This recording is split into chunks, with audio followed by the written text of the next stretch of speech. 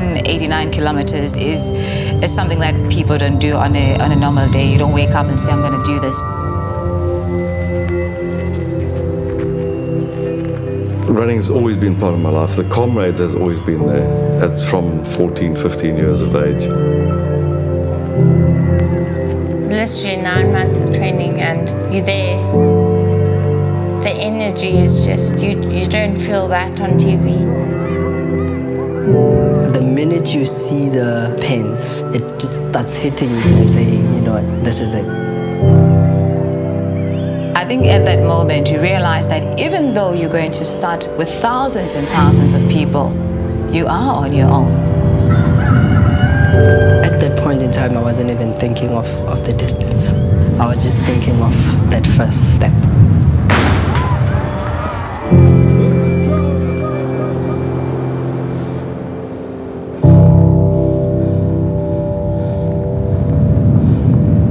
Running for me gave me that new challenge, something that I had never done before.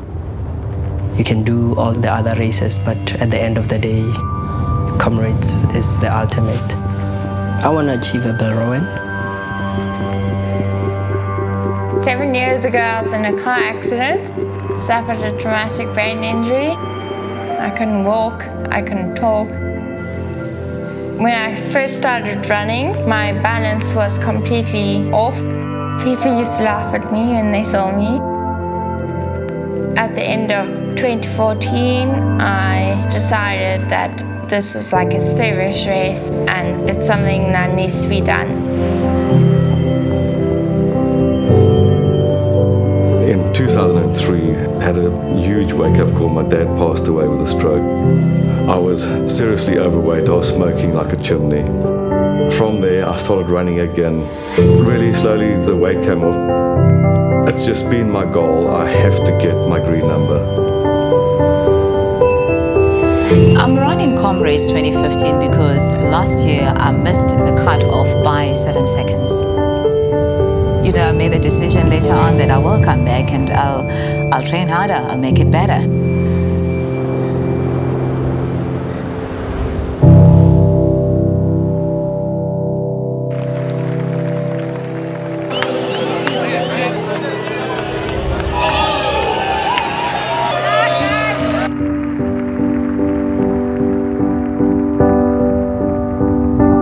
When the gun goes off, you've got to be so careful watching your feet. I've known people who've lost their shoes before. Well, that's the end of their Comrades. It starts off all enthusiastic and everyone's happy and chatting. Once the sun starts to rise, I think it got a bit quieter, and that was after about 2 hours of running.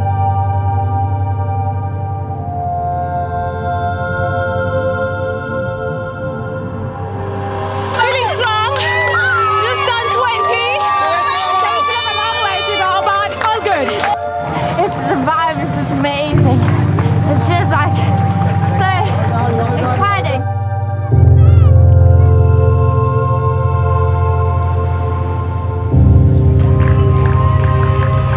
The uprun, the first half, has to be the toughest marathon there is in the world because you're climbing the whole way.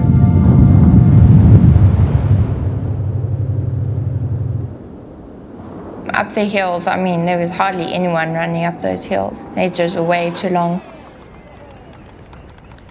You have your big five, but there's so many little battles in between, unnamed hills that you don't even realize. It really was taking it one step at a time. Well done. You've got to get this idea that you have to run Comrades out of your head, and you have to accept that you need to do a lot of walking, especially in the first 39 k's of Comrades. I'm feeling good. My pace is not too bad. The first half is the most difficult.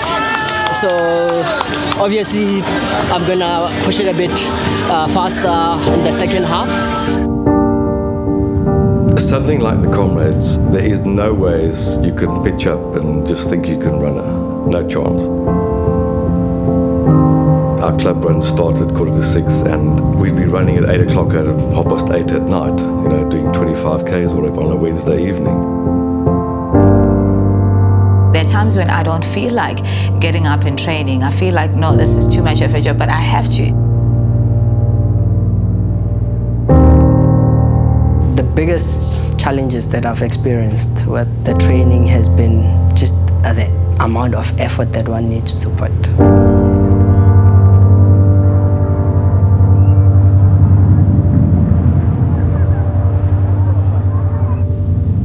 Everything had been fine up until just heading through Westville, heading up towards Cowie's Hill.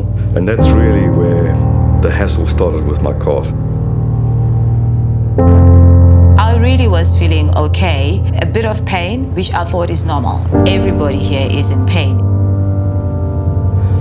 I struggled with increasing my pace. The more pace I tried to increase, the more cramping that I got. At around 30 kilometers, there was this pain. It felt like my kneecap was pulling off. You know, I've had some good comrades and I've had other comrades, and it's always going to hurt.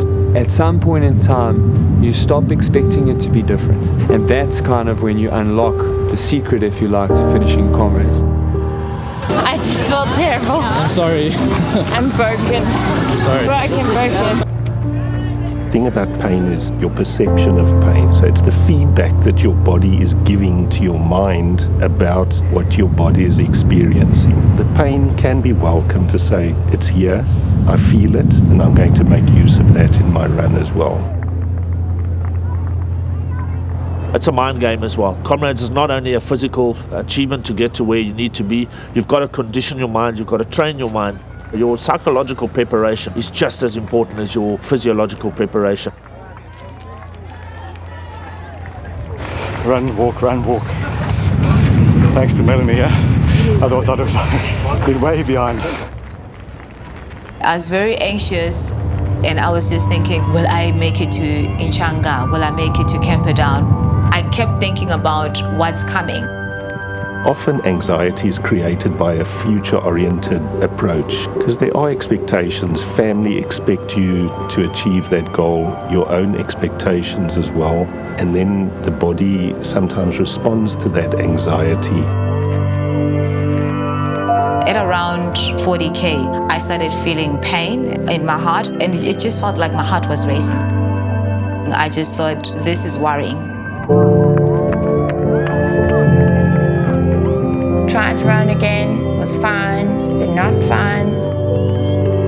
Pretty much walked most of the way from 30 kilometers. You'll make it, come. Already before getting to the halfway mark, I couldn't even increase my pace at all. My goal for a bell rowing was moving away from me.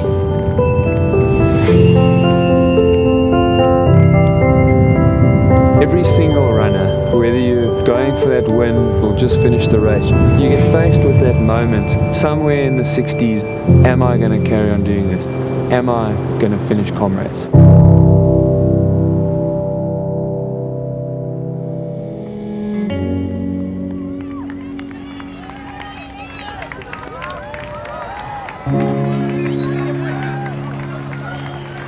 The support that you get along the way is second to none, and it is such a big lift. I don't think people would finish Comrades if you didn't have that support along the road.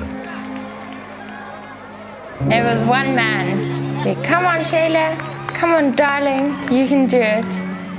You feel like a hero on the day that everybody knows your name. You forget about the fact that your name's on your race number or your bib, but that doesn't matter. It all gives you a lift and carries you through.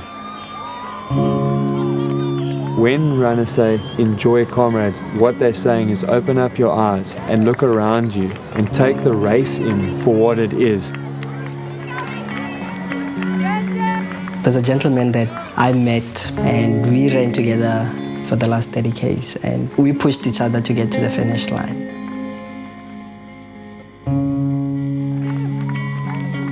Going up out of Drummond, got a bit of medication. That definitely helped, and I was actually feeling best that I had felt the whole run.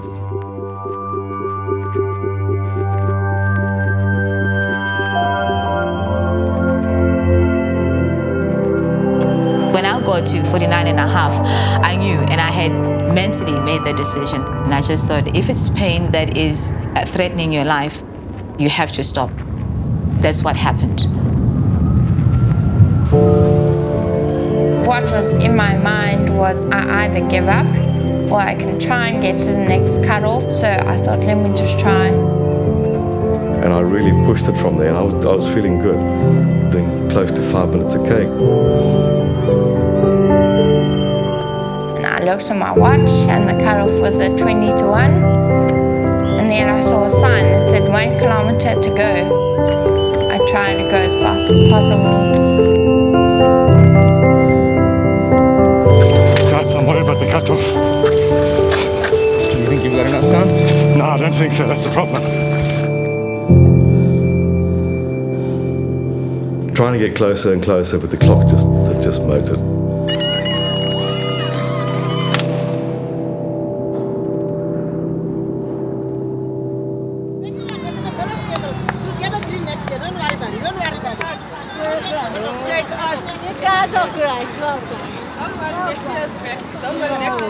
Unfortunately, that was the end. I was disappointed. I didn't start to do 60 kilometers of Comrades. I went there to finish it. When I think about it, I was still on my feet. I should have carried on.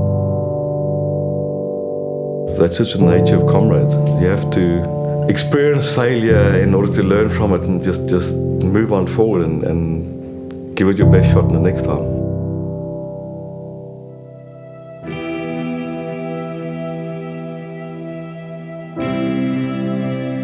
I actually had a plan for Polyshots. I was gonna walk Polyshots from the beginning to the end with pride, and that's all I did. I was just scared that my legs are gonna collapse on me. So, you know, those last few steps, before and after, it was such a big achievement. I was just very happy to finish.